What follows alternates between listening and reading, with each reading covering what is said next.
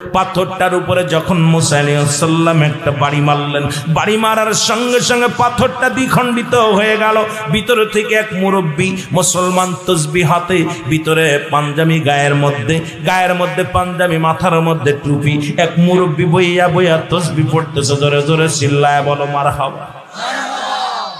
আল্লাহর নবী মুসা আশ্চর্য হয়ে ডাকতে বলে, রব্বি কারীম, এই জগতের মধ্যে ইনার মতো আবেদ ব্যক্তি আর নাই। নির্জনে বইয়া পাথরের মধ্যে আল্লাহ, ও আমার আল্লাহ কি আশ্চর্যজনক দেখাইলা।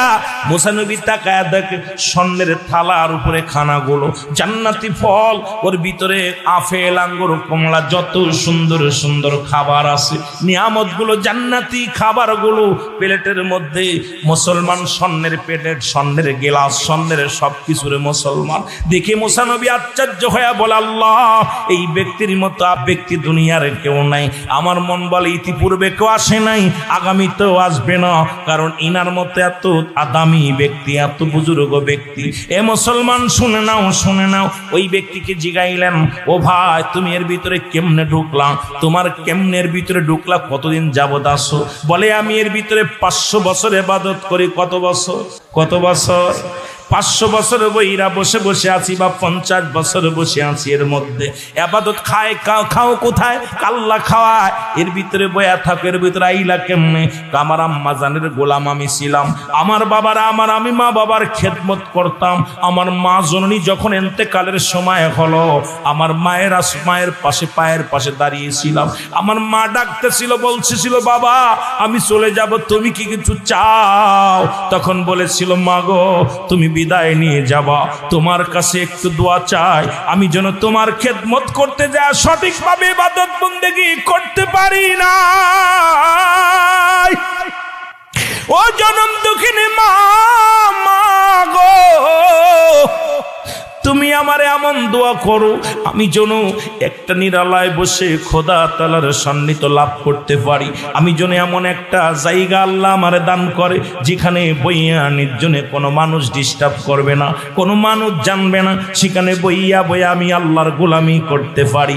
আমার মা দোয়া করেছিল, আমার রব্বি কারীম আমারে দয়া করেছিল, এই পাথরের মধ্যে ঢুকেছি এতদিন যাবত, ঢুকে আমার আল্লাহর গোলামি করি। মুসা নবী ডাকতে কয়, রব্বি কারীম, কি সৌভাগ্য এই ব্যক্তির, তোমার এত নিরালায় ডাকে রে। ইনার মতো আবেদ ব্যক্তি, ইনার মতো আমলদার ব্যক্তির জগতে কেউ হবে না, বুঝি হয় নাই? আমার আল্লাহ কয়, মুসারে ভুল বললাম, শুনে নাও, শুনে নাও, শুনে নাও। এই পৃথিবীর মধ্যে আখির নবীর উম্মতের এত দাম, এই 50 বছর বা 500 বছর ধরে ইবাদত বন্দেগী করে। শুনে নাও রে মুসা নবী, এমন একজন নবী আমি প্রিয় নবীর বানাইলাম। সেই নবীর উম্মতিরা পৃথিবীর মধ্যে যদি একটা রজনী পেয়ে যায়, লাইলাতুল কদর, লাইলাতুল বরাত, লাইলাতুল মুবারাক, ও মুসলমান শুনে নাও, ওই ভাগ্য রজনীটা যদি একবার তার জীবনে জুটে যায়, এই রকম হাজার হাজার বছর ইবাদত করে ওই আবেদ ব্যক্তি যে ফায়দা লুটেছে, ওই আখির নবীর উম্মতিরা এমন একটা বরকতপূর্ণ রাত, এমন একটা বরকতপূর্ণ দিন যদি জীবনে একবার পাওয়া যায়, তার চাইতে হাজার হাজার গুণ বেশি তাদের ফায়দা হয়ে যাবে। জোরে জোরে চিল্লা বলা যাবে না মারহাবা। এ আমার ভাইরা, আমার বন্ধুরা, আমাকে কয়েকটা বিষয় দিছে, তার মধ্যে নামাজ, রোজা, মা বাবার খেদমত, এতগুলো তো করা সম্ভব নয়। আল্লাহ রাত শুরু করেছে নামাজ দিয়া, দিন শুরু করেছে নামাজ দিয়া। সালাত কি দিয়া? কতবার? 82 বা 8টা দিছে। কি সালাতের কথা কুরআনুল কারীমের মধ্যে কয়বার আসছে?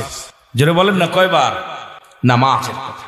আমিও শুরু করেছিলাম নামাজের কথা বলেন। রাত শুরু করেছে আল্লাহ নামাজ দিয়া, দিন শুরু করেছে নামাজ দিয়া গো। রাতের শুরু হলো মাগরিব। বান্দারে মাগরিবের 3 রাকাত ফরজ নামাজ যখন আদায় করলাম, সঙ্গে সঙ্গে তুমি হয়ে গেলে আমার আল্লাহর গোলাম। এবার 2 রাকাত সুন্নাত নামাজ তুমি আদায় করলাম, সঙ্গে সঙ্গে হয়ে গেল তুমি আমার নবীর প্রেমিক। এখন যদি এই রাতের মধ্যে যদি তোমার মরণ হয়, তোমার মরণটা হবে আমার আল্লাহর গোলাম নবীর প্রেমিক। ভয় নাই, ভয় নাই, ভয় নাই, হাসরে ভয় নাই, মিজানে ভয় নাই, কবরে ভয় নাই, ফুলসিরাতে ভয় নাই। কারণ আমার আল্লাহর গোলাম হইয়া, নবীর প্রেমিক হইয়া, বাবা মায়ের বাধ্য সন্তান হইয়া, উস্তাদ মাশায়েখের বাধ্য মুরিদ হইয়া, ছাত্র হইয়া দুনিয়া থেকে বিদায় হয়ে গেলে তোমার কবরেও শান্তি, মরণেও শান্তি। জোরে জোরে চিল্লায় বলো মারহাবা। এখন রাতের মধ্যে তোমার মরণ হয় নাই, দিন শুরু করেছে আমার আল্লাহ নামাজ দিয়া গো। দিনের শুরু হলো ফজর, 2 রাকাত সুন্নাত নামাজ তুমি আদায় করলা, সঙ্গে সঙ্গে তুমি হয়ে গেলা আমার রসুলের প্রেমিক। এবার 2 রাকাত ফরজ নামাজ তুমি আদায় করলা, সঙ্গে সঙ্গে তুমি হয়ে গেলা আমার আল্লাহর গোলাম। দিনের মধ্যে যদি তোমার মরণ হয়, যদি আল্লাহর প্রিয় হওয়া যায়, রাসূলের প্রিয় হওয়া যায়, এই বডির কোনো ভয় নাই, মরণে হাসরে কোনো ভয় নাই। জোরে বলেন ঠিক কিনা? এ মুসলমান, দিন শুরু করলা তুমি মাওলার সঙ্গে প্রেম নাই, রাত শুরু করলে তুমি মাওলার সাথে প্রেম নাই রে। এখন যদি তুমি মারা যাও, তোমার জন্য আল্লাহ রেখে দিলেন দাতুলিল কাফিরিন। আল্লাহ বলে কাফের বেঈমান মুনাফিকদের জন্য আমি আল্লাহ প্রস্তুতি করে রাখলাম, একটা নয়, দুটি নয়, 7-7টা জাহান্নাম। কে কে যাবেন একটু হাত তুলে দেখান।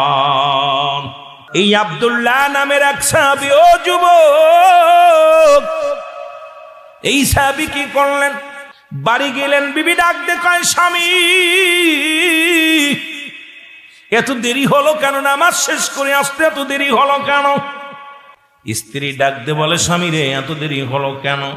স্বামী বলে বিবি রে আমার নবী আজকে ওয়াজ করছে, ওয়াজ শুনে আসতে দেরি হয়ে গেছে। বলে স্বামী রে কি ওয়াজ করছে বলো? বলে স্বামী রে আমার রাসূল আজকে ওয়াজ করছে, যদি কোনো ব্যক্তি 5 ওয়াক্ত নামাজ, 5 ওয়াক্ত সালাত সময় মতো ওক্ত মতো আদায় করতে পারে, রাসূলুল্লাহ তার হাত ধরে জান্নাতে নিবে। জোরে জোরে বলেন না মারহাবা। এ যুবক শোনো গো, বিবি ডাক দিয়ে কয় স্বামী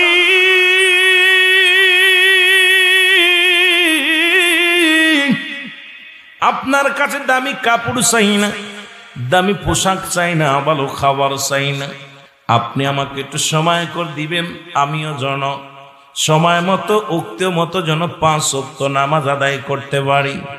কারণ নামাজ সময় মতো উক্ত মতো যেন আদায় করতে পারি। আপনি যাবেন রাসূলুল্লাহর সঙ্গে জান্নাতে, আমিও আপনার সঙ্গে আমার নবীর প্রেমে আমার রাসূলুল্লাহর সঙ্গে আপনার সঙ্গী হয়ে জান্নাতে যাব। জোরে বলেন মারহাবা। রাসূলের পিছে প্রতিনিয়ত নামাজের জন্য ছুটে আসে। ও যুবক, নামাজের কথা বলতে গেলে অনেক আলোচনার প্রয়োজন, যদিও আমি বেশি লম্বা চওড়া আলোচনা করতে পারবো না। কাফের এবং মুসলমানদের মধ্যে পার্থক্য হলো নামাজ। সমস্ত খারাপ কাজ থেকে বাঁচায় নামাজ। মুসলমান শুনে নাও, এই সালাত আল্লাহর সঙ্গে মিলন হয়, আল্লাহর সঙ্গে দিদার হয়। এমন নামাজ যায় নামাজ লা কখন ইল্লা ব্যতীত, হুজুর মানে হাজির নাজির, কল মানে আত্মা, সালাত মানে নামাজ। এই নামাজ, এই নামাজের মধ্যে রব্বে কারিমকে হাজির নাজির জানিয়া, রব্বে কারিমকে হাজির নাজির জানিয়া দুনিয়ার জল্পনা কল্পনা দূরে ফেলে রব্বে কারিমকে সেজদা করতে পারবেন। এই নামাজি কেবল পারে আল্লাহ পর্যন্ত পৌঁছায় দিতে। জোরে বলেন মারহাবা। ও যুবক শোনো গো, রাসূলের পিছে প্রতিনিয়ত আনসারী নামাজ আদায় করতে আসে রে। রাসূল সালাম ফিরায়, নামাজ শেষ করে আসসালামু আলাইকুম ওয়া রাহমাতুল্লাহ, আসসালামু আলাইকুম ওয়া রাহমাতুল্লাহ। আনসারী পিছন থেকে উঠে দৌড় মারে চলে যায়। নবীজি ডাকতে বলেন সাহাবীরা রে, ও আমার সাহাবীরা, প্রতিদিন আমার আনসারী আব্দুল্লাহ আনসারী দেখি নামাজে আসে আবার ছুটে দৌড়ায় বাড়ির দিকে চলে যায়। কারণটা কি রে? সাহাবীরা বলে, ইয়া রাসূলুল্লাহ, ইয়া হাবিবাল্লাহ, হয়তো দুনিয়ার কোনো ঝামেলার মধ্যে পড়ছে, দুনিয়ার কোনো প্রেমের পড়েছে। আমার নবী কয় না, আমি নবী নিজেই খবর নিব রে, আমি নবী নিজেই খবর নিব। রাসূলুল্লাহ নিজেই খবর নিতে গেলেন। সালাম দা, আসসালামু আলাইকুম, আসসালামু আলাইকুম আলাল বাইত, আসসালামু আলাইকুম আলাল বাইত। তিনবার সালাম দিলেন নবীজি, একবারও সালামের জবাব পাইলেন না। নবীজি মনে একটু কষ্ট পেয়ে ফিরে আসলেন। পিছন থেকে আনসারী উত্তর দেয়, আলাইকুম আসসালাম ইয়া রাসূলুল্লাহ, ওয়ালাইকুম আসসালাম ইয়া হাবিবাল্লাহ, ওয়ালাইকুম আসসালাম ইয়া রাহমাতাল লিল আলামিন। জোরে জোরে চিল্লায়া বলা যাবে না মারহাবা। আল্লাহর নবী ডাক দিয়ে বলে, আনসারী,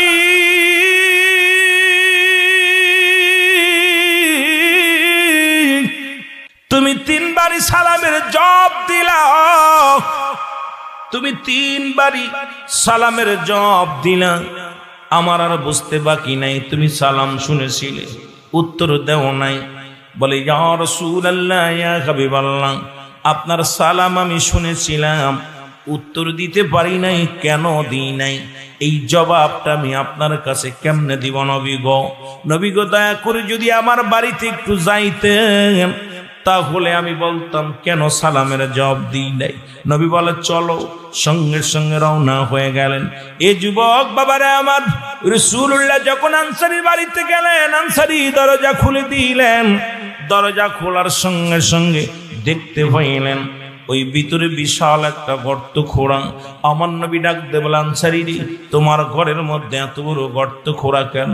বলি, ইয়া রাসূলুল্লাহ, ইয়া হাবিবাল্লাহ, যখন আপনি আমারে সালাম দিয়েছিলেন, তখন এই গর্তের মধ্যে আমি উলঙ্গ অবস্থায় বসা ছিলাম, আমার পণ্যের ভিতরে কোনো কাপড় ছিল না, এই কারণে আপনারা সালামের জবাব দিতে পারি নাই। আল্লাহর নবী ডাক দিয়ে বলে, আনসারী রে, তুমি কি বলতে চাও? বলে, নবী গো,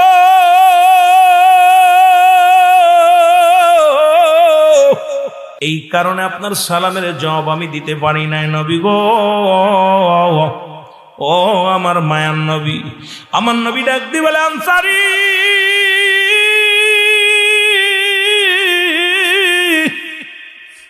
আয় আয় আয় আমার বুকের মধ্যে আয়। আরে আমি নবী কথা দিলাম রে, আমি নবী জবান দিলাম রে। ইয়াউমাল কিয়ামতের ময়দানে, ওই হাসরের ময়দানে আমি নবী তোদের হাত ধরে দুইজনকে, স্বামী স্ত্রী দুজনকে আমি নবী হাত ধরে জান্নাতে নিয়ে যাব। জোরে জোরে চিল্লায়া বলা যাবে না মারহাবা। এখন আপনাদের এই মধ্য হাশিমপুরের জমিনে এমন কোন গরিব নাই যার এক টুকরা কাপড় আছে, যে গরিব যে ভিক্ষা করে খায় তারও ৩-৪টা কাপড় আছে।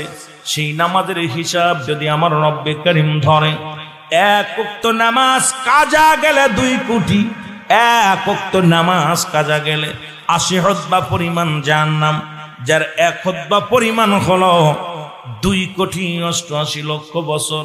এখন আপনার আমার জীবন থেকে কত নামাজ ছুটে গেছে, এই নামাজের হিসাবটা যদি রব্বে কারিম ধরে, আমার মন বলে বাঁচার মতো উপায় নাই, বাঁচার মতো উপায় নেই। হিসাব করে দেখেন, ১ ওয়াক্ত নামাজ কাজা গেলে ৮০ হুতবা পরিমাণ জাহান্নাম, যার ১ হুতবা পরিমাণ হলো ২,৮৮,০০,০০০ বছর।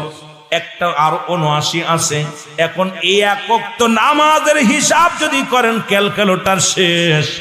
এরপরেও আমি আপনি যদি রব্বে কারিম যদি দয়ার সাগর না হয়, রব্বে কারিম যদি আপনাকে আমাকে ভালো না বাসে, যদি মায়া না করে, বাসার মতো কোনো উপায় নাই। জোরে জোরে চিল্লায় বলেন ঠিক কি না?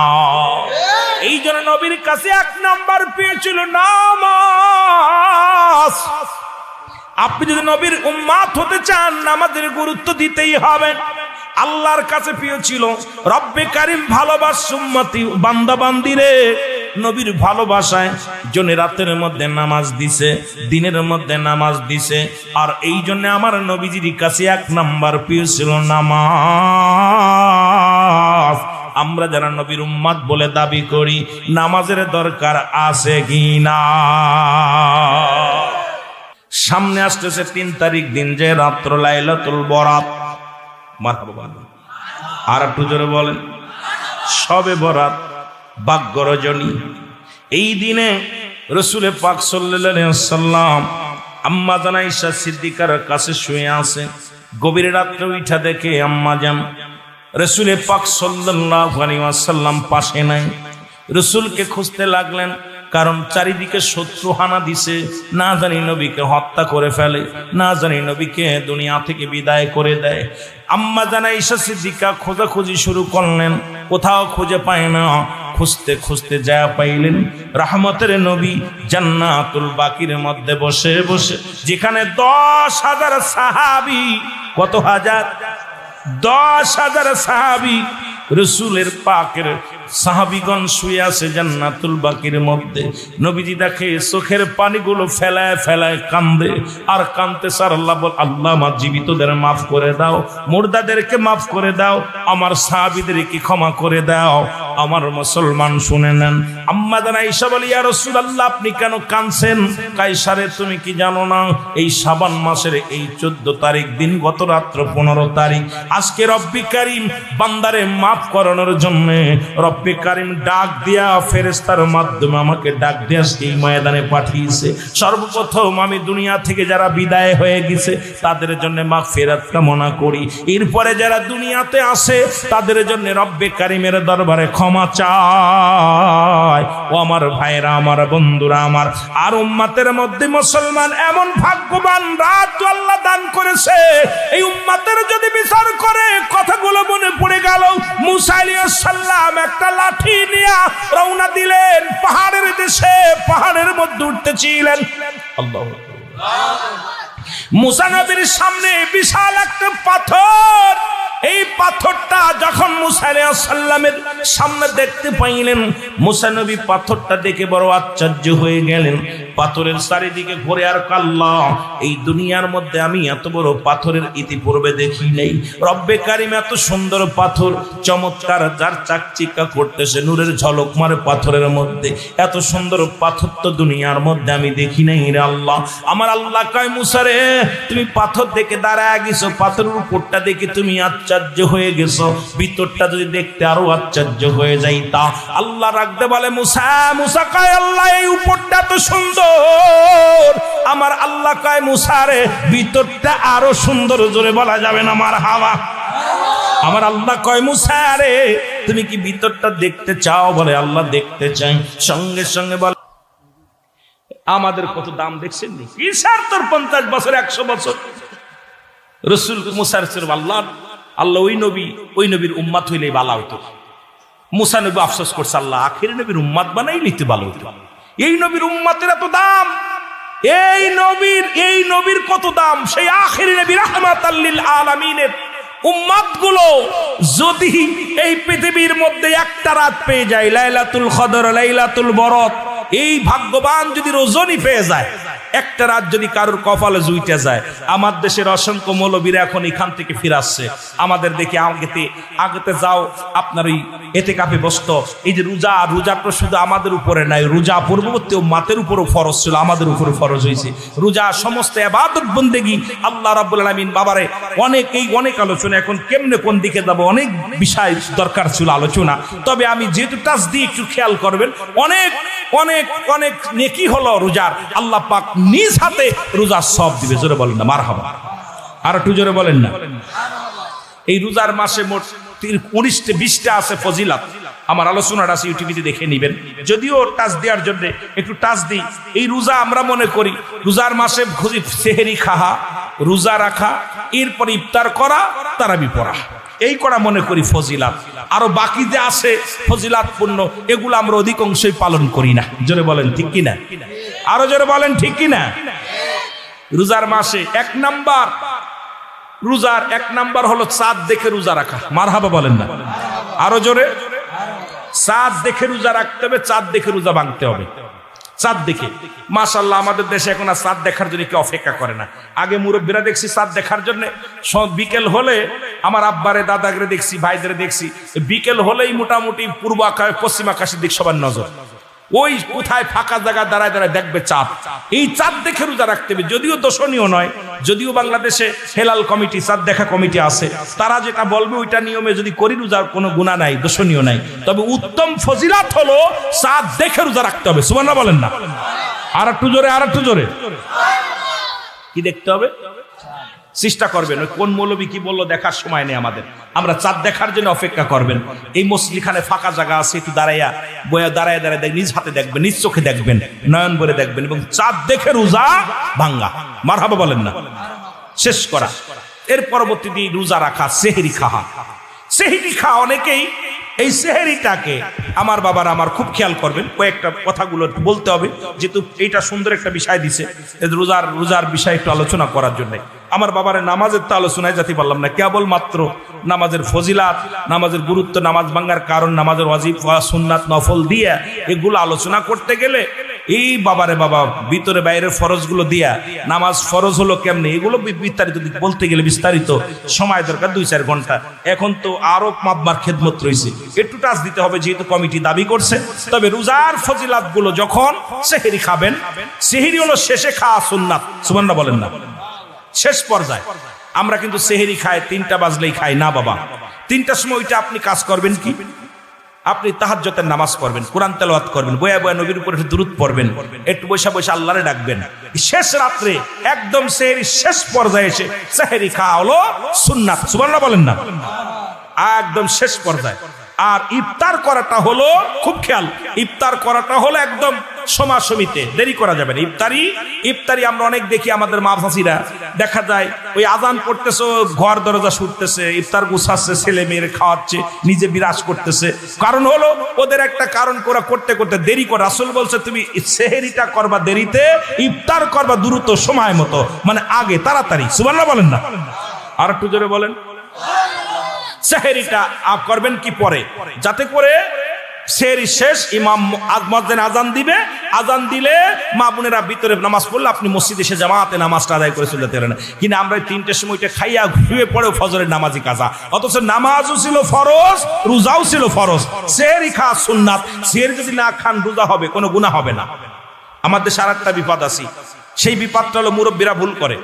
সেই ভুলটা হলো দেখা যায় তারাবির নামাজের সঙ্গে সংযোগ করে ফেলেছে, যে তারাবি যেদিন পড়তে পারে ওদিন রোজা রাখে, তারাবি না পড়তে পারলে রোজা রাখে না।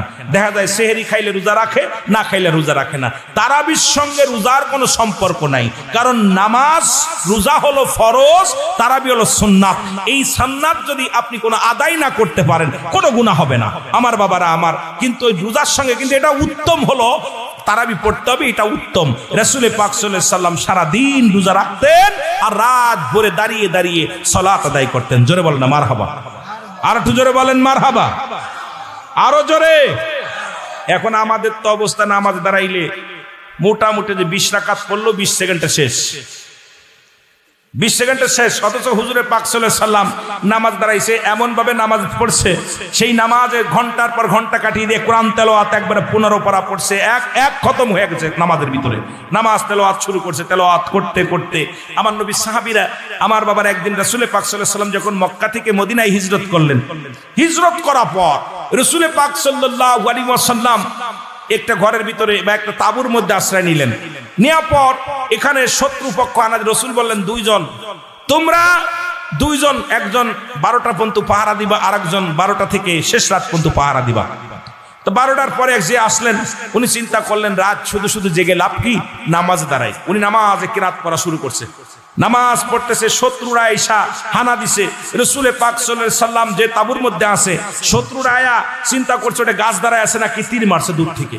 তীরটা যখন মারছে পুরোতের ভিতর দিয়া ঢুইকে পার হয়ে গেছে, একদম ভিতরে ঢুইকে গেছে। আর একটা তীর যখন মারছে তখন বুক বরাবর মারছে, তখন নামাজটা ছেড়ে দিছে। চিন্তা করছে যদি নামাজটাই বুক বরাবর আসতেছে, এখন যদি নামাজ না ছেড়ে দিই তাহলে আমি মারা যাব, আর আমি মারা গেলেই রাসূল পাক সাল্লাল্লাহু আলাইহি সাল্লামের উপর আক্রমণ করবে।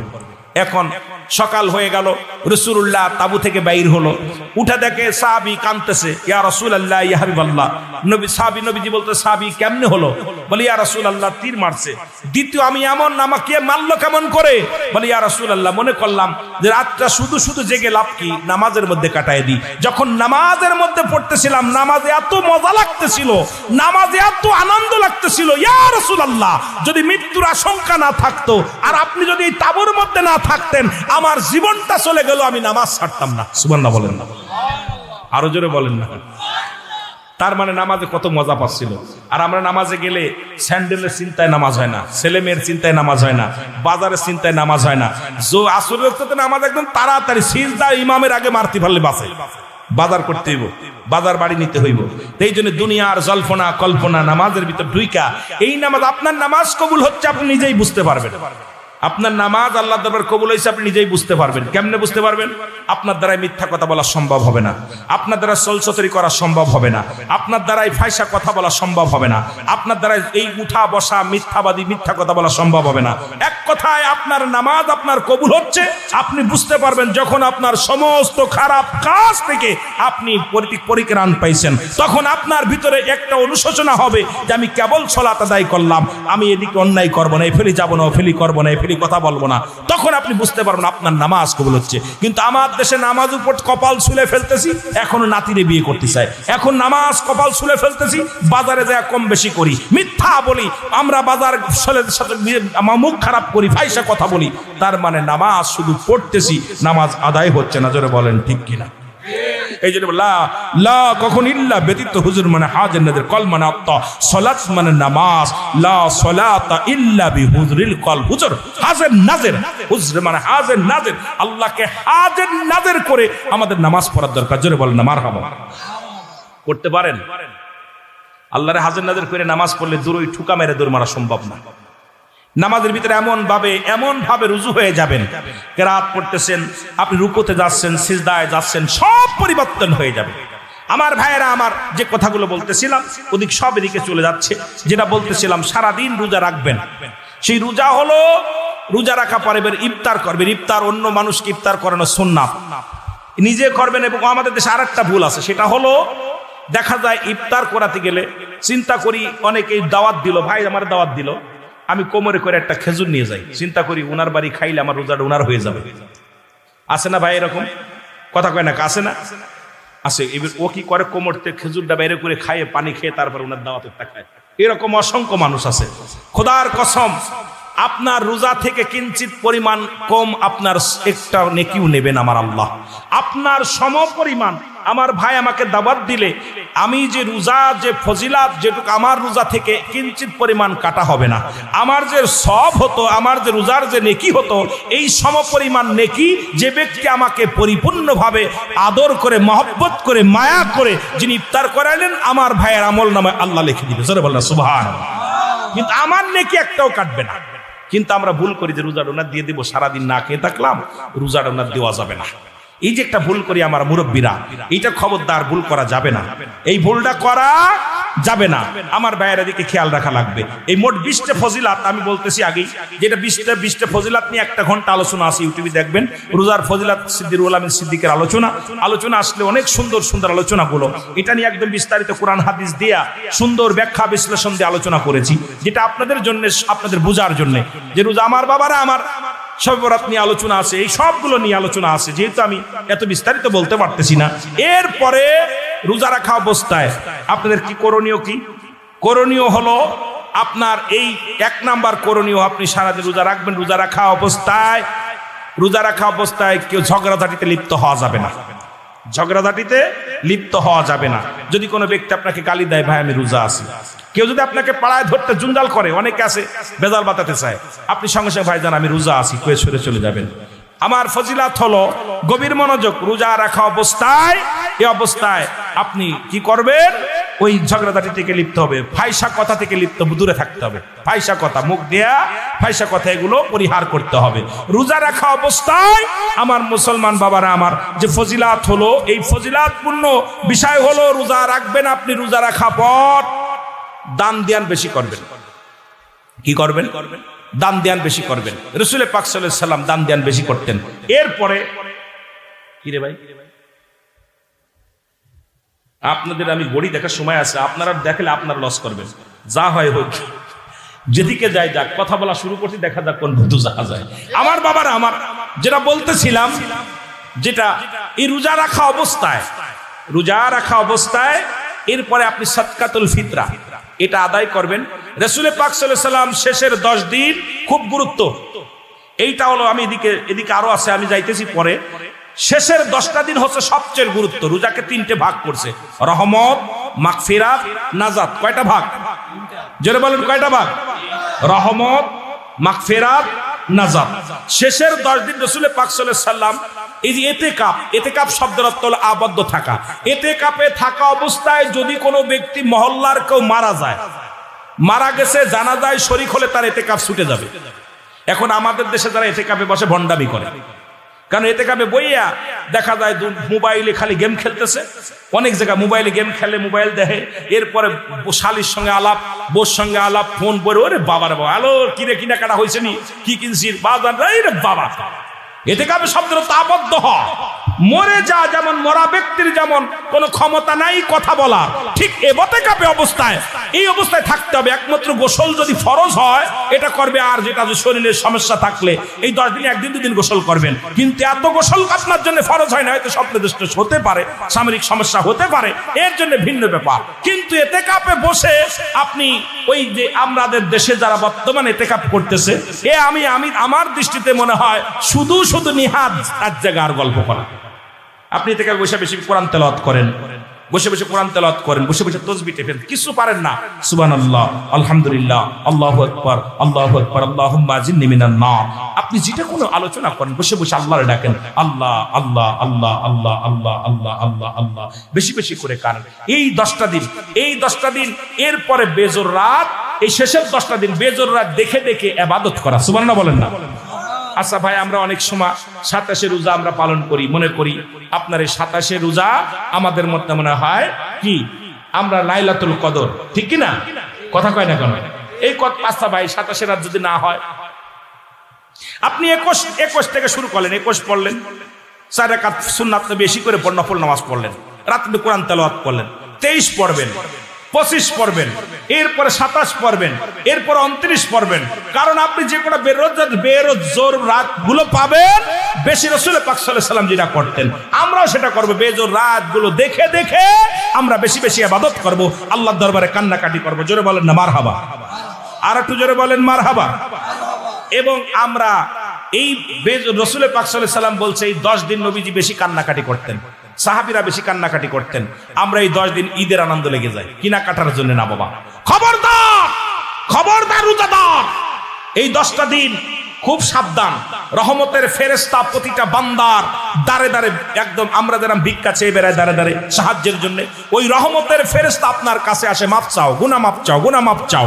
এই 10টা দিন আপনি কি করবেন? কোনো কেনাকাটা নয়, এই 10টা দিন বেশি বন্দেগী করবেন, বেশি আল্লাহ ডাকবেন। কিন্তু দেখা যায় আমাদের প্রথম 10 দিন লোক একটু বেশি, তারপরে একটু কম, তারপরে শেষ 10 দিন আপনার বাজার ঘাট, সেমাই কিনতে, কাপড় কিনতে, জুতা কিনতে, এই 10 দিন আর মুসল্লি পাওয়া যায় না। জোরে বলেন ঠিক কিনা? এই ভুলটা করা যাবে না। এরপরে জাকাত, যেটা জাকাতটা দিয়ে দিবেন আপনারা রমজান মাসে, জাকাত পরিশোধ করবেন। সাদকাতুল ফিতরা তো আছেই, জাকাত পরিশোধ করবেন। এরপরে দান ধ্যান বেশি করবেন, যেটুকু পারেন দান ধ্যান করবেন। এই দান ধ্যানের হাতটা বাড়াবেন। 1 টাকা যদি কোনো ব্যক্তি দান করে, 70 টাকার ফয়সালা, 70 গুণ বাড়িয়ে দেওয়া হয়। আপনি 1 রাকাত নামাজ পড়বেন, 70 গুণ। আপনি যেটা করবেন, যেটা এই মাসে যেটা দান করবেন, এই মাসে যে ফজিলাত, আপনি কিছু পারেন না, একটা খেজুর দান করলেন একজনের, 10 টাকা সাহায্য করলেন, একটু চাউল সাহায্য করলেন, এই মাসে 1 কেজি দিলে ওই মাসে 70, এই মাসে 70 কেজি দিলেন, আর ওই মাসে 1 কেজি দিলে এই পরিমাণ সব আপনার আমল নামে লেখা হবে। সুবহানাল্লাহ বলেন না? এই জন্য বেশি দান খয়রাত করবেন, বেশি। আমার বাবারা, সর্বশেষ আপনার মিসাক করবেন। আমাদের দেশে কিছু মৌলবীরা, কিছু মৌলানারা যদিও বলে, কিছু পল্লীতে কিছু মা বোন আছে, তারা বলে বিরাজ করলে রোজা ভেঙে যাবে। মিসাক করা যাবে না, মিসাক করতে হবে। মিসাক রাসূল পাক সাল্লাল্লাহু আলাইহি সাল্লাম নিজে মিসাক করছে, সাহাবীরা করছে, মিসাক করবেন। সেটা হলো জয়তুনের ডাল বা যেটা গন্ধযুক্ত, গন্ধমুক্ত আর কি, গন্ধযুক্ত না, যেটা দুর্গন্ধ না, যেটা আপনার গুল নিবেন না, আবার গুল পেস্টে সেগুলো ব্যবহার করা যাবে না, বিরাজ করা যাবে না। এটা করতে হবে কি 5 ওয়াক্ত নামাজের সময় আপনি সুন্নাত মিসাক করবেন। রাসূল পাক সাল্লাল্লাহু আলাইহি সাল্লাম এটা করতেন। এই মিসাকটার দিকে গুরুত্ব থাকবেন। এখন অনেকে মনে করেন গালের গন্ধ আল্লাহর কাছে খুব প্রিয় না বাবা, অনেকে এই ভুলটা করে, কয় গাল আল্লাহর কাছে সেই মেশক আম্বারের মতো বাসনা কয় গালের গন্ধ। আর তোর গালে করছে দুর্গন্ধ, তোর কাছে নামাজ পড়বে কিনা দাঁড়ায়? ওদের সময় নামাজ পড়ে পিছনে সামনের মুসল্লি নাক ধরে মরে, ওদের সুবহানাল্লাহি আল্লাহ করবে না কি করবে বোঝে না, নাক ঠেসে ধরে আর পড়েছি পড়ে বসলাম। এই জন্য বিরাস আপনারা মিসাক করবেন 5 ওয়াক্ত নামাজে বেশি বেশি করে, নামাজ বাদেও যদি পারেন মিসাকটা করে 2 ডলা দিবেন, হয়তো 2 ডলা দিয়ে কলি করে থুয়ে দিবেন, ফেলে দিবেন। কথা বলছেন নি? এটা কিন্তু আপনারা করবেন, খেয়াল রাখবেন। এরপরে আপনারা এই যে সহবাসের বিষয়, এগুলো মাসলা আরো বিষয়, কঠিন কঠিন মাসালা আছে। ফজিলত তো 20টা, আর নিষিদ্ধ আর করণীয়, এটা নিয়ে আলোচনা করতে গেলে আরো ঘন্টা। কথা বুঝিনি, তবু অল্প একটু টাচ দিয়ে যায়। স্ত্রীর সঙ্গে মিলামিশা করবেন, এটা কোনো দোষের কোনো কারণ নাই। তবে রোজা রাখা অবস্থায় সেহরি খাওয়ার পর, সেহরি খাওয়ার আগ পর্যন্ত, এই আপনি ইফতার করা ইফতার শেষ করে ওই সেহরির শেষ সাদেক পর্যন্ত, নামাজের আগ পর্যন্ত আপনি যতক্ষণ সেহরি খাবেন, নামাজের আগ পর্যন্ত আপনি স্ত্রী সহবাস করতে পারেন, এটা কোনো গুনাহ নাই, এটা আপনি করতে পারেন। তবে সবচেয়ে পরিহার হলো এর থেকে নিজেকে সংযম রাখাই উত্তম। সবচেয়ে উত্তম হলো এটা, যদি স্ত্রীর হক আছে, যেটা স্ত্রীর হক আপনার আদায় করতে হবে। এমনও আছে নতুন বিবাহ করেছেন, স্ত্রীর যৌবন আছে, এক স্ত্রীর চাহিদা, তারও হক আদায় করার প্রয়োজন আছে, এগুলো আদায় করবেন, তবে সীমা লঙ্ঘন করে না। এরপরে এইগুলো যখন আপনি করবেন, ফজর অনেকে আছেন হয়তো নামাজের টাইম হয়ে যাচ্ছে, এটা আরেকটা বিপদ। অনেকেই ভুলটা করেন, দেখা যায় আজকে স্ত্রীর সঙ্গে মিলন হয়েছে, উঠতে দেরি হয়েছে, গোসল করার ভয়তে সেহরি খান নাই। ভাই আপনি সেহরি খাবেন, সেহরি খাইলে আপনার ওই রোজার আপনার ইসের গোসলের শর্ত না, আপনার সেহরি খাওয়া। নামাজ হলো শর্ত আপনার সেহরি খাওয়ার ঋষির জন্য, নামাজ হলো গোসলের শর্ত। কথা বুঝেনি? পবিত্রতা হতে হবে নামাজের আগে। এখন আপনি হয়তো অনেক সময় স্ত্রীর সঙ্গে সহবাসের পরে আপনি কি করলেন, নামাজের সেহরির টাইম হয়ে গেছে, সেহরি খাইলেন না, অলসতার কারণে শুয়ে রইলেন। এরপরে চিন্তা করলেন আজকে রোজা রাখা হলো না, আপনি ভুল করলেন, আপনি সেহরিটা খেয়ে নেবেন। আপনি পবিত্র হয়ে এই করবেন, হাত মুখ ধুয়ে সুন্দর করে কুলি টুলি করে ওযু করে উত্তম করে আগে সেহরিটা খেয়ে নেবেন। এরপরে নামাজের আগে আপনি তাড়াতাড়ি গোসল শেষ করে এরপরে আপনি কি করবেন, নামাজ দাঁড়াইবেন, নামাজটা পড়ে নেবেন। কিন্তু সেহরি খাওয়ার জন্য আপনার যে গোসল ফরজ, এরকম অনেক ভুল করে আমাদের কাছে। যে আপনারা, আমরা যখন টিভিতে আলোচনা করি, অনেক এটা নিয়ে অনেকেই প্রশ্ন করেন, মাই টিভি তার টিভিতে আমরা যখন আলোচনা করি, সত্য ইসলাম, তৈরি মুর্শিদাবাদ, এরপরে সল জব, অনেকেই অনেক উদ্ভাট প্রশ্ন করেন। কিন্তু এগুলো আমাদের এখন যেহেতু রোজার বিষয়ে কথা বলছে, আমার প্রথমেই দরকার ছিল এর মানে করণীয় কি আর বর্জন কি, এইটার উপর আলোচনা দরকার ছিল, লেখা দরকার ছিল যে রোজার করণীয় কি আর বর্জন কি, এই দুইটা বিষয়ের উপরে যে আমাদের করণীয় কি আর বর্জন করতে হবে কি, বাদ দিতে হবে কি, এইগুলো গুরুত্ব দিয়ে আলোচনা করতে হবে। আমার বাবারা সে তো এইগুলো খেয়াল রাখবেন। আবার অনেকে মনে করেন রোজা রাখা পর দিনের বেলা ঘুমান, দিনের বেলা ঘুমানোর পর দেখা যায় হয়তো অনেক যুবক আপনার সমস্যা হইতে পারে, যেটা এত অনেক বাপ ছেলে আছেন এখানে। এলো আপনার যদিও ফিকা শাস্ত্রের কথা, যারা মুক্তি মানুষ তারা এগুলো পড়তে হবে, আমাদের উলামা ইকরাম যারা আছেন বলতে হবে। তবে অনেকেই মূর্খ মানুষ যারা এই কথাগুলো বললে অনেকেই চিন্তা করে হুজুর একদম কেমন কথা বললো। না বাবা, এটা হলো যখন আপনি রাত দিনে ঘুমান, যে কোনো শয়তানের আশায় পড়ে আপনার যে কোনো সমস্যা হতে পারে। এর কারণে অনেক সময় রোজা ভেঙে যায়। না বাবা, রোজা ভাঙ্গে না। এটা যদি আপনি, তবে না রোজা রেখে না ঘুমানো উত্তম, না ঘুমানো উত্তম। যদি কোনো ব্যক্তি ক্লান্ত দেহর মধ্যে ঘুমায় পড়েন, এই অবস্থায় যদি নাইট প্রেশার হয় বা কোনো কিছু হয়, এতে রোজা ভাঙবে না, ইহার দ্বারা রোজা হালকা হয়ে যাবে। ঘুমানোর কারণে রোজা হালকা হয়ে যাবে। আপনি বেশি বেশি তওবা করে নেবেন, আস্তাগফিরুল্লাহ রাব্বি মিন কুল্লি জামবি ওয়া আতুবু ইলাইহি, তওবা করে নেবেন, বেশি বেশি তওবা করে ইস্তেগফার করে নেবেন। তবে রোজা থেকে না ঘুমানো উত্তম। সুবহানাল্লাহ বলেন না? আরো জোরে বলেন, আরো জোরে বলেন। আর এই রমজান মাসে আবার অনেকে বলে, এইটা আবার বেশিরভাগ আমাদের বড় লোকরা বলে, যে মাসে যত খাবি কোনো হিসাব হবে না, খা যত পারিস খা। কথা বুঝিনি? খা জম্বের খা, খা, ইনসাফ আছে। ইনসাফ আছে প্রতিটা জিনিসের। তিনটা ভাগ করছে আল্লাহ পেটকে, এক ভাগ খালি, এক ভাগ পানি, এক ভাগ খানা। খুব খেয়াল, এক ভাগ তিনটা মানুষ। আপনি তো পশু না, উদার করে খাইলেন, যত কম খেতে পারবেন, যত কম খেতে পারেন। তিনটা ভাগ করছে পেটকে, একটা ভাগ খালি, একটা ভাগ পানি, একটা ভাগ হলো খাবার। আপনি সবসময় জন্য একটা ভাগ খালি রেখে দিবেন, খালি রাখবেন একটা জায়গা। সেই জায়গাটা আপনি, আমার দেখা যায় ভালো মন্দ হইলে খুব খাইলাম, দাওয়াত পাইলাম আর খাইলাম, খাইয়ে গলা পন্ত দেখছো, রোজা কিন্তু 12টা বেজে যাবে। খুব খেয়াল, এদিকটা এমনি দিন তো বাদ আছে, কিন্তু রোজার কিন্তু 12টা বাজবে। কথা বুঝেননি? এই জন্য আপনারা খাওয়া দাওয়ায় খুব হিসাব, খুব হিসাব, খুব হিসাব থাকবেন। আর এই যে রোজার মাস আসলে তো আমাদের সব গ্যাস বাড়ে, গ্যাস্ট্রিক। আমার বাবারা খুব খেয়াল থাকবেন। রোজার রোগের বিষয় হলো ভিন্ন।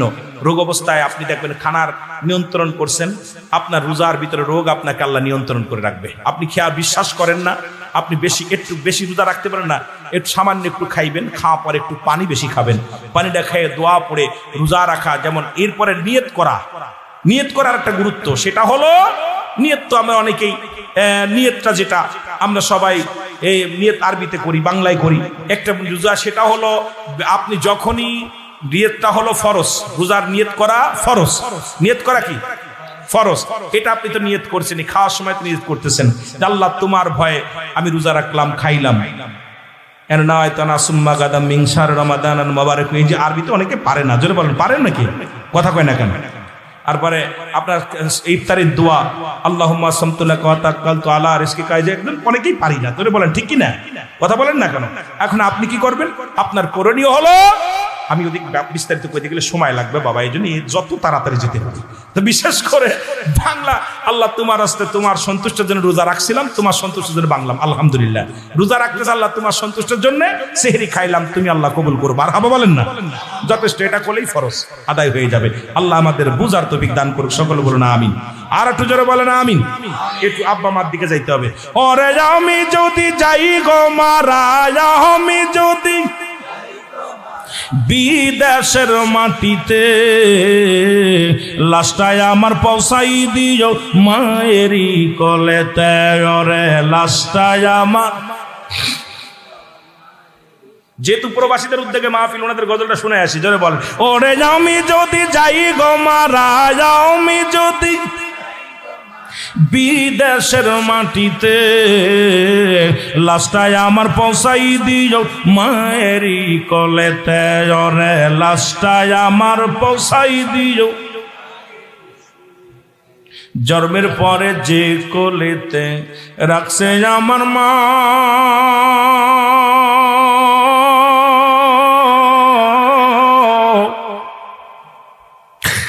সেই মাকে না দেখাইয়া আমায় দাফন দিও না, আমায় কাফন দিও না।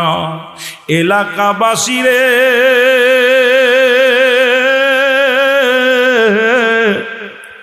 ও হাসিমপুরবাসী ভাই বোনেদের বলি সকলকে, ওই আমার মহল্লাবাসী রে,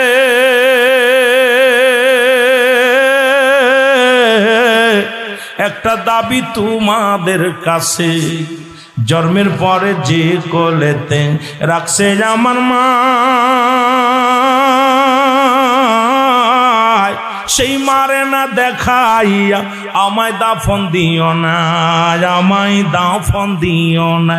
আমার মায়ের মুখটি দেখলে পারে, আমার মায়ের মুখটি দেখলে পারে শান্তি পাব কবরে। লাশটায় আমার পৌঁছাই দিও মায়েরই কোলেতে, বলো লাশটায় আমার পৌঁছাই দিও। ওরে আমি যদি যাই গো মারা, আমি যদি বিদেশের মাটিতে, লাশটায় আমার পৌঁছাই দিও মায়েরই কোলেতে, বলো লাশটায় আমার।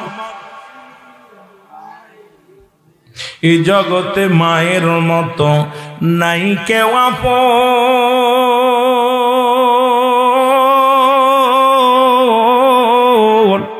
সেই মা বাবার না দেখায়া তোরা দিস না রে দাফন, আমার দিস না রে দাফন।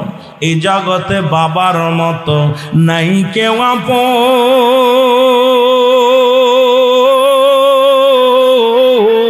সেই মা বাবারে না দেখাইয়া দিশিনারে দাফন, আমার দিশিনারে দাফন। আমার মায়ের মুক্তি দেখলে পারে, আমার মায়ের মুক্তি দেখলে পারে শান্তি পাবো কবরে। লাশটায় আমার পৌঁছাই দিও মায়েরই কোলেতে জরে, লাশটায় আমার। ওরে আমি যদি যাই গো মারা, আমি যদি বিদেশের মাটিতে, লাশটায় আমার পৌঁছাই দিও মায়েরই কোলেতে জরে, লাশটায় আমার পৌঁছাই দিও। খালা বলো ফুফু বলো মায়ের মতন,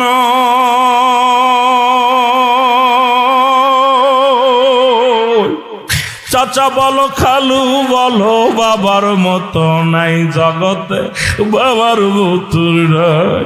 ও মা বাঁচবে যেদিন এই না ধরায়, ও মা থাকবে যতদিন এই না ধরায়, কাঁদবে মৌলার দরবারে, হস্ত তুলে করবে দুয়া মাফ করো সন্তান রে। আল্লাহ হস্ত তুলে করবে দুয়া মাফ করো সন্তান রে। ওরে আমি যদি যাই গো মারা, আমি যদি বিদেশের মাটিতে, লাশটায় আমার পৌঁছাই দিও মায়েরই কোলেতে জরে, লাশটায় আমার। এ দুনিয়ার মুসলমান গভীর মনোযোগ। রাসূল বলেছেন বাবা মার প্রতি মোট 14টা হক, 14টা হক আদায় করতে হবে। 7টা হক হলো দুনিয়ায় জীবিত থাকতে, আর 7টা হক হলো ইন্তেকালের পরে। আজকে যাদের আব্বা মা দুনিয়ার মধ্যে নাই রে, ও যুবক, নবীজি বললেন সাহাবীরা রে, তোমরা কেউ কি কবুল আজরে সওয়াব পাইতে চাও? সাহাবীরা বলে হুজুর কে বা না চায়? নবী বললেন তোমাদের বাড়িতে যাদের আব্বা মা আছে, শুধু মার মুখের দিকে তাকাইবা, বাবার মুখের দিকে মায়ের নিজের তাকাইবা, মাকে সালাম দিবা, আসসালামু আলাইকুম মা, আসসালামু আলাইকুম বাবা। তোমার আমল নামায় একটা কবুল আজরে সওয়াব লেখা হয়ে যাবে। সাহাবীরা বলে নবী গো, এই আমলটা যদি একাধিকবার করি রে, নবীজি বললেন যতবার তোর মার মুখের দিকে তাকাইবি, মার নজরে যতবার তোর বাবার মুখের দিকে তাকাইবি, যতবার তোর মারে সালাম দিবি, আমার মুসলমান বাবারা বাবারে সালাম দিবি, ততবার একটা করে কবুল আজরে সব তোদের আমল নামায় লেখা হয়ে যাবে। সাহাবীদের চোখে পানি, সাহাবীরা কান্দে। নবীজি বলে তোমরা কেন কান্দো? সাহাবীরা বলে ইয়া রাসূলুল্লাহ, ইয়া হাবিবাল্লাহ, আজকে দুনিয়ার মধ্যে আমাদের বাবা নাই মা নাই, এই আমলটা যদি কিছুদিন আগে জানতাম, কিছুদিন আগে যদি পাইতাম নবী গো, ও মায়ার নবী, এই আমলটা করে আমরা এত ফায়দার, এত বড় ফায়দার অধিকারী হয়ে যাইতাম। আজকে যে কথা বলতেছিলাম, সগীরা গুনাহ মাফ হলো, জান্নাতের দিকে রওনা দেওয়ার কারণে এই কবিরা গুনাহগুলোর মাফের দরকার আছে কিনা? কিয়ামত পর্যন্ত আর কোনো নবী আসবে না, কিয়ামত পর্যন্ত নবীদের দরজা বন্ধ, কিয়ামত পর্যন্ত তওবার দরজা খোলা। কিসের দরজা? তওবার দরজা খোলা।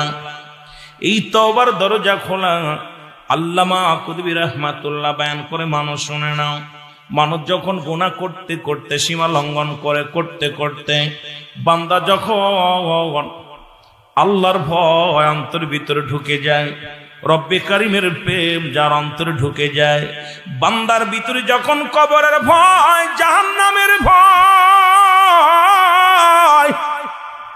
বান্দার অন্তরের ভিতরে যখন জাহান্নামের ভয় লাগে গো, বান্দা যখন এই জান্নাতের বাগান আঁকড়ে ধরিয়া খাস তওবা করিয়া আল্লাহ বলে ডাক দে, আল্লাহ জীবনের শেষ মাহফিল, আল্লাহ জীবনের শেষ রাত, আল্লাহ জীবনের শেষ সময়, রব্বুল আলামিন সকাল উঠবে না, আগামী দিন সূর্যোদয় হবে না। বান্দা যখন চোখের পানিগুলো স্যানিটাইজ করে তওবা করে আল্লাহ বলে ডাক দেয়, আমার আল্লাহ রাব্বুল আলামিন বান্দার জীবনের সব গুনাহ মাফ করে দেয়। জোরে বলেন সুবহানাল্লাহ। আল্লামা কুতুবী রাহমাতুল্লাহ বয়ান করে, বান্দা হাজার গুনাহ করেছে, যখন কবরের ভয়, মরণের ভয় ভিতরে ঢুকছে, আল্লাহ আমি মারা যাব, আল্লাহ কবরে আমি কি জবাব দিব, কিয়ামতের ময়দানে আমি কি হিসাব দিব আল্লাহ। যখন বান্দার অন্তর কেঁদে গেছে, অন্তর ভিতর ধাক্কা লাগছে, আর ওই বান্দা যখন খাস তওবা করে আল্লাহ বলে ডাক দেয়, রব্বে কারীম বান্দার জীবনের সব গুনাহ মাফ করে দেয়। জোরে বলেন না সুবহানাল্লাহ। যেহেতু মানুষের মৃত্যু হয় দুইটা টাইমে গো, একটা হলো রাতের বেলা, একটা হলো দিনের বেলা। দিন শুরু করেছি মৃত্যুবরণ করি নাই, রাত শুরু করেছি মৃত্যুবরণ করি নাই। যেহেতু মরণ এখনো হয় না, সুযোগ যেহেতু আসছে, সবাই আমার সঙ্গে একটু তওবা করেন। আস্তাগফিরুল্লাহ রব্বি মিন কুল্লি জামবি আতুবু ইলাইহি। আরো জোরে বলেন, লা হাওলা ওয়ালা কুওয়াতা ইল্লা বিল্লাহিল আলিয়্যিল আযীম। আস্তাগফিরুল্লাহ রব্বি মিন কুল্লি জামবি আতুবু ইলাইহি লা ইলাহা ইল্লাল্লাহু মুহাম্মাদুর রাসূলুল্লাহ সাল্লাল্লাহু আলাইহি ওয়াসাল্লাম। আশহাদু আল্লা ইলাহা ইল্লাল্লাহু ওয়াহদাহু লা শারীকা লাহু ওয়া আশহাদু আন্না মুহাম্মাদান আবদুহু ওয়া রাসূলুহু। জোরে জোরে চিল্লার একবার বলা যাবেন আল্লাহু আকবার। মহব্বতের সঙ্গে দুরূদ শরীফ পড়েন, আল্লাহুম্মা।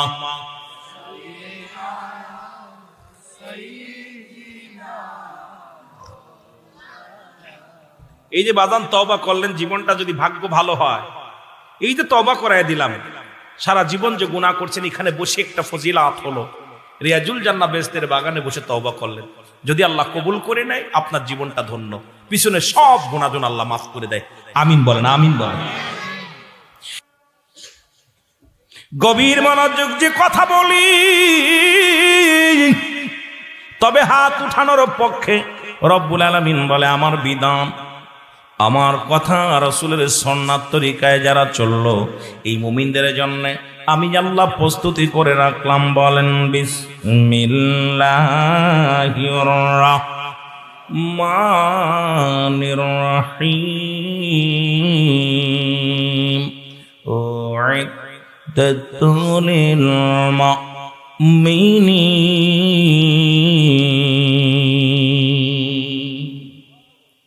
আল্লাহ বলে, মুমিনদের জন্য, মুত্তাকিনদের জন্য আমি আল্লাহ আটটা জান্নাত প্রস্তুতি করে রাখলাম। কেটা কেটা যাবেন, এবার হাত তোলেন।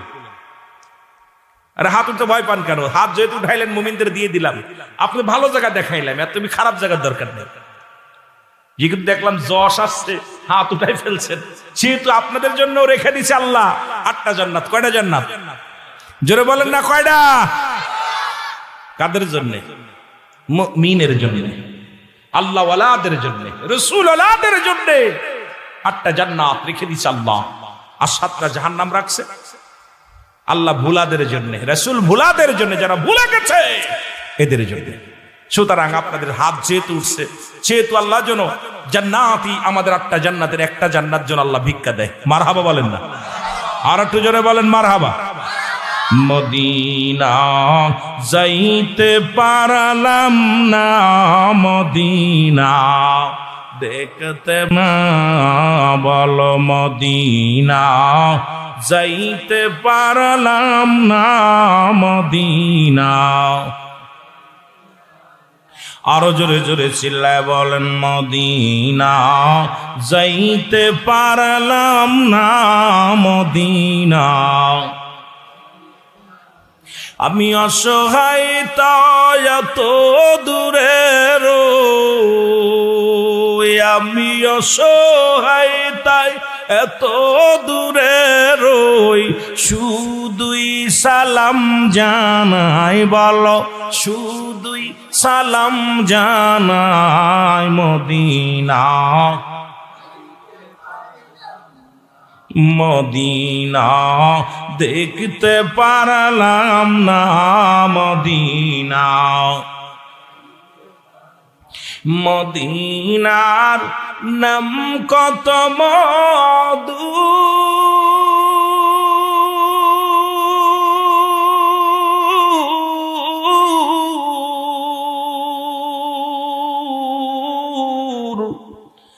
মদিনা আর যে কত দূর,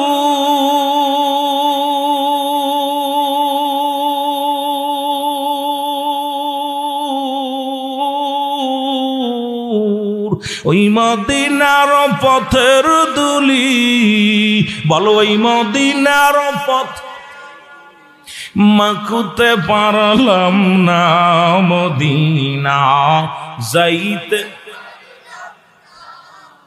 আয় হায় মদিনা যাইতে পারলাম না মদিনা, দেখতে পারলাম না মদিনা। একটু মহব্বতে বলেন মদিনা যাইতে পারলাম না মদিনা। আমি অসহায় তাই এত দূরে রই, আমি অসহায় তাই দূর থেকে সালাম জানাই, বলো দূর থেকে সালাম জানাই মদিনা, মদিনা দেখতে পারলাম না মদিনা, যাইতে পারলাম না মদিনা। মদিনার নাম কত সুন্দর,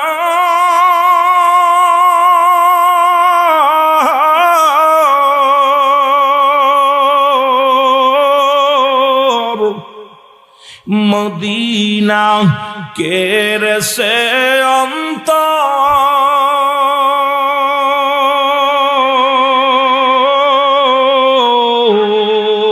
এই হাসিমপুর বাসীর সালাম খানি, কুলাউড়া বাসীর সালাম খানি, পৌঁছাই দিও মদিনায়, বলো পৌঁছাই দি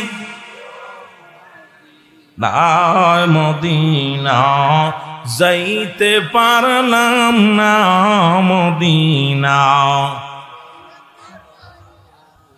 এ মুসলমান গভীর মনোযোগ দিলের কান্দে লাগে শোনো গো। নবী বললেন, নবীজি বললেন সাহাবীরা রে, তোমরা কি আমি নবী তোমাদেরকে হাত ধরে জান্নাতে নিয়ে যাব? আমার নবীজি ওয়াদা করলেন। সাহাবীরা বলেন, ইয়া রাসূলুল্লাহ, ইয়া হাবিবাল্লাহ, কে বানা চায়? নবী বলেন, সাহাবীরা রে শোনো শোনো, কোন ব্যক্তি যদি 5 ওয়াক্ত নামাজ, 5 ওয়াক্ত সালাত জামাতের সহকারে সময় মতো আদায় করতে পারে, আমি নবী তার হাত ধরে জান্নাতে নিয়ে যাব। এখন রাসূলুল্লাহর সঙ্গে কে কে জান্নাতে যেতে চান হাত তুলে দেখান, আর একটু জোরে জোরে হাত তুলে দেখান, জোরে বলেন নারায়ে তাকবীর, নারায়ে রিসালাত,